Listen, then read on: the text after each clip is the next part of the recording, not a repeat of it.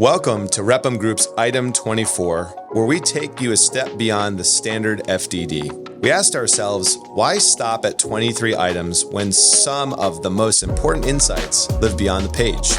Here we're breaking down the inner workings of franchising and sharing real-life strategies and stories that drive the industry forward.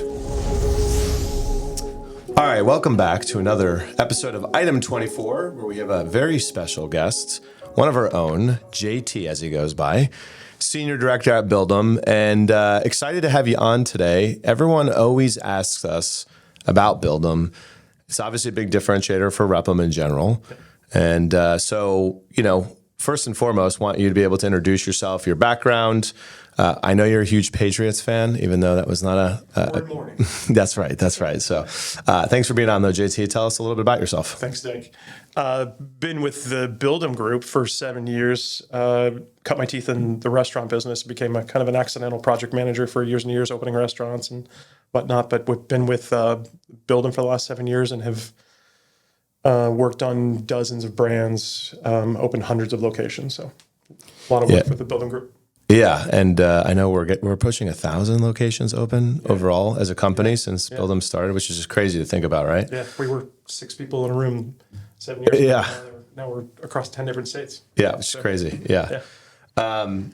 So I know one question I always get is, what exactly does Build'em do? We know we obviously do construction management. That's the obvious. But what's at the root of it? What do you think the benefit for a franchisee coming on board is with you guys? Yeah, from the moment you make that decision to buy into that business and become a franchisee, we are your support mechanism to get you open.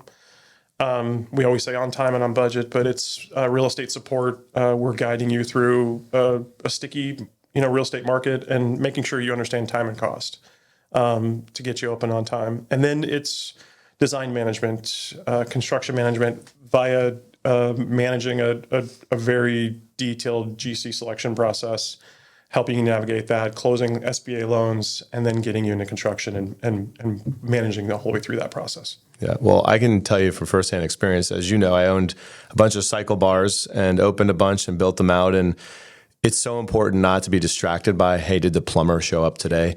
Did the contractor do a change order and I don't know about it and I have to deal with this? Franchisee needs to focus on building the business, hiring the staff. If they have like a pre-sales program, are we getting members in? Are we doing this? Whatever it may be, right? And this allows them to focus on that more. I've heard you say this over years of just they've got one opportunity in the history of their business to be in this pre-opening phase. You're the CEO of your business. You shouldn't be worrying about when the painter shows up. To your point, when the plumber shows up, that's where we do that heavy lifting for you. Yep. You've got to market, hire staff, and train your people.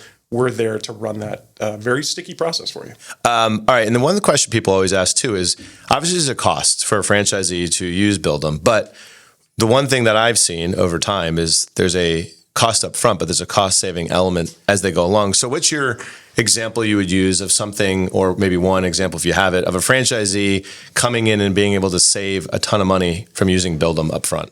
It's actually a brand that we had started with. They had some franchisees in their pipeline that were not using us initially.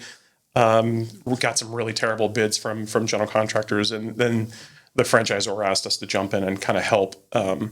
We were able to save those franchisees over $100,000 from their general contractor, their guy that was trying to do them a favor. Our process is very detail oriented. We're scoping out these bids and making sure that they're bid right, because we have data from thousands of projects over almost every state in the country. We've got comps and we just collect data so that we're able to tell what it should cost to distribute HVAC or paint walls or install flooring across the country. We know what it should cost. Yeah.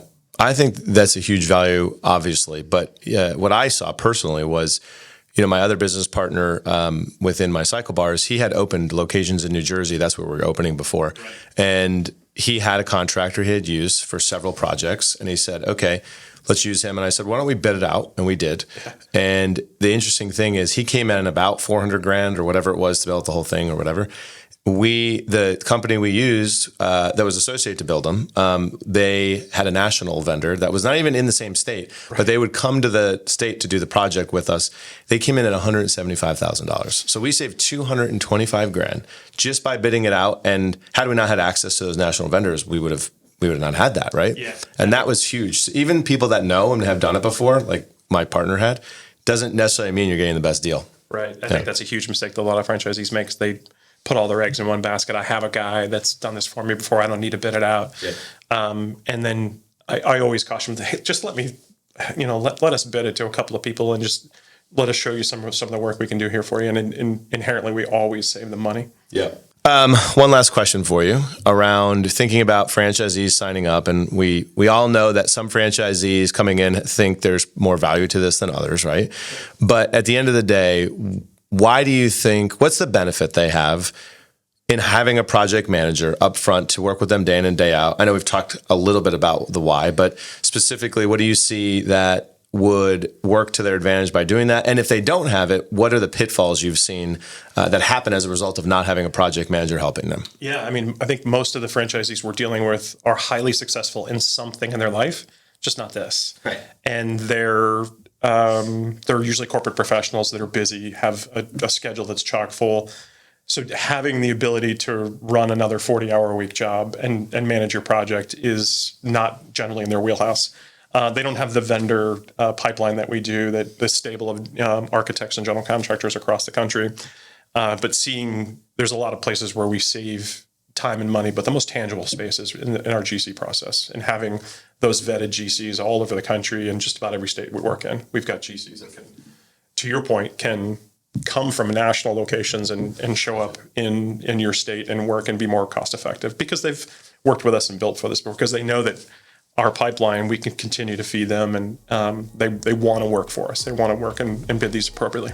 Yeah, and be able to provide that national footprint, something that no individual can do, which is awesome. So, well, I want to say keep doing what you're doing because we need you clearly, and appreciate you being on today. Thanks, man.